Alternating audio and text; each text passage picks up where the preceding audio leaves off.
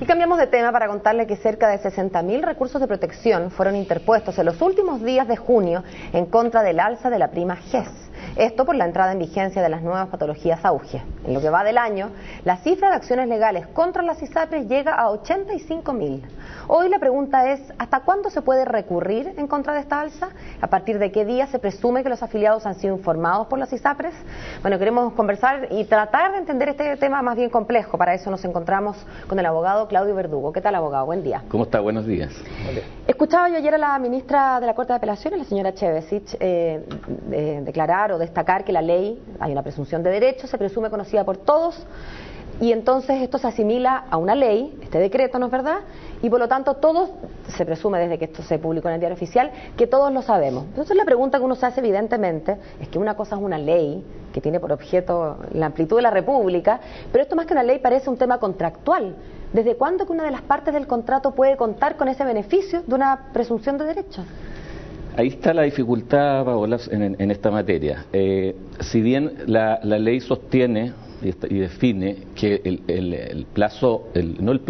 define que las alzas de precios GES, como en este caso, se publican en el diario oficial mediante la resolución de la superintendencia que fija los precios de cada una de las ISAPRES.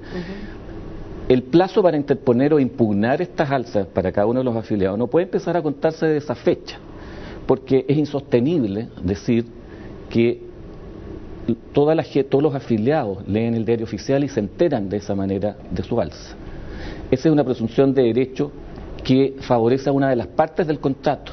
Es decir, las presunciones de derecho, como por ejemplo la presunción de derecho de conocimiento de la ley, están establecidas orientadas al interés público, dar certeza jurídica. Se presume que todos nosotros conocemos la ley. Dicho en castellano, abogado, para que la gente lo entienda fácil, se presume que la ley es conocida porque si no es imposible vivir en sociedad. Da certeza y cada jurídica. Persona va a decir, pucha, es que yo no sabía. Da seguridad jurídica, pero no puede haber una presunción de derecho, o es inconstitucional una presunción de derecho que favorece a una de las partes en un contrato, como sucede en este caso, que es un contrato que ni más ni menos una de las partes debe proporcionar prestaciones de salud, como son las ISAPRES.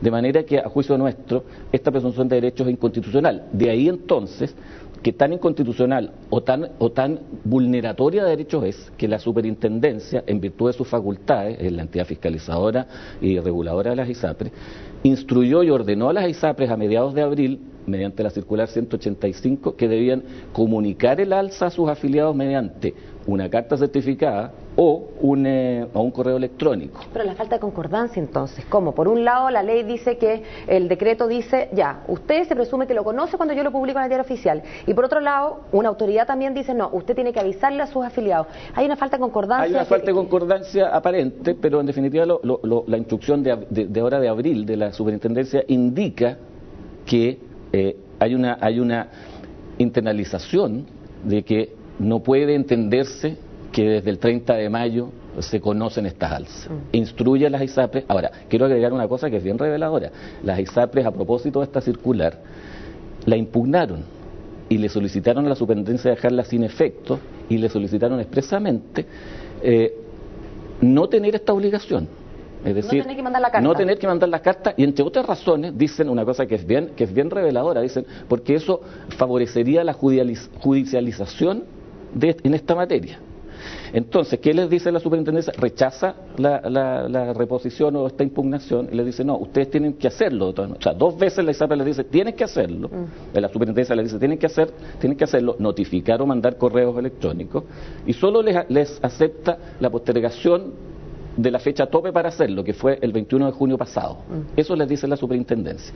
De manera que, a nuestro entender, de esa manera, eso reafirma la tesis que el plazo para impugnar por los afiliados estas alzas comienza a partir de la fecha en que son notificados de cualquiera de estas 2 vías que he señalado. Y esa fecha empieza a contar desde el día en que yo recibo la carta, no el día que me la mandan. Exactamente, desde que le es comunicado, y se es comunicado cuando uno recibe Ahora, el alza. La última pregunta que yo al menos tengo por el momento es la siguiente, abogado. ¿Cómo entendemos el sistema jurídico donde estamos viviendo? Cuando hace un tiempo vemos que la Corte Suprema dice, señores Cencosud, ustedes que venden paquetes de tallarines, digamos, no pueden estar cambiando las condiciones unilateralmente. Tienen que avisar, tienen que obtener la firma, vean cómo lo hacen. Pero esto no es llegar y cambiar desde un lado. Por otro lado, las ISAPRES que venden, convengamos, algo un poquito más importante que paquetes de tallarines, sí pueden cambiar unilateralmente y con una presunción de derecho. ¿Cómo puedo yo entender esas dos realidades?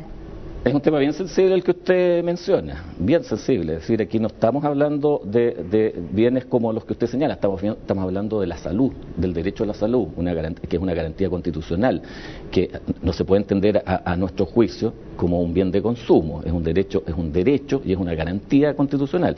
De manera que es ahí donde está el punto más sensible. Es decir, de ahí está esa es una de las argumentaciones para sostener que esto es absolutamente inconstitucional, repugna el sentido común incluso. Porque es al revés, o sea, es más fácil cambiar la salud, el plan de la salud, que cambiar el plan para comprar los tallarines, claro. Como el mundo al revés. Le quiero agregar que nosotros pensamos recurrir al Tribunal Constitucional para efectivamente que el Tribunal declare la inconstitucionalidad de la norma que permite estas alzas unilaterales. Ahora, desde el punto de vista, yo hablo de las buenas fe. Generalmente cuando hay un contrato, cuando uno llega a un acuerdo con partes, uno parte de la base de que lo otro hay buena fe entre ambos y que por lo tanto el acuerdo y así lo señala. La Intendencia de Fondos y Seguros Previsionales en su circular 185 dijo el 15 de abril que la carta de las ISAPRE tenía que entregarse hasta el 21 de junio. Primero, la carta viene ni siquiera con fecha, viene con mes de junio. A mí me llegó junio 2013. A mí me llegó lo mismo, pero el timbre del correo es de julio. No, y el timbre mío es del 26 de junio, o sea, después de la fecha que la misma circular lo indicaba. Entonces aquí estamos frente a una serie de empresas que, a mi parecer, la buena fe no existe, porque si hay una circular que te indica tanto y ni siquiera eso se cumple, ¿cómo podemos hablar de un marco normativo? Hay que cambiar, porque también la ley no puede regularlo absolutamente todo. Entonces estamos frente a ¿qué escenario futuro acá? Estamos frente a un escenario futuro bien complejo. Se han interpuesto miles de recursos de protección entre la Corte de Apelaciones por esta alza GES, que se unen a los otros recursos por el alza anual de precio de ISAPRE. Entendamos que el alza de precio GES lo pueden hacer las ISAPRES trianualmente, es decir, si los afiliados nada hacen, en los próximos 36 meses van a tener un incremento en su cotización de acuerdo a lo que se ha señalado. El tema es bien complejo y tiene todas las aristas que usted está señalado. Yo me atrevería a decir otra cosa. Aquí la interposición de miles y miles de recursos de protección es un llamado claro a nuestras autoridades y a nuestros legisladores en torno a este tema. Es decir, las arbitrariedades, las ilegalidades que se cometen pueden ser solucionadas por el Poder Judicial.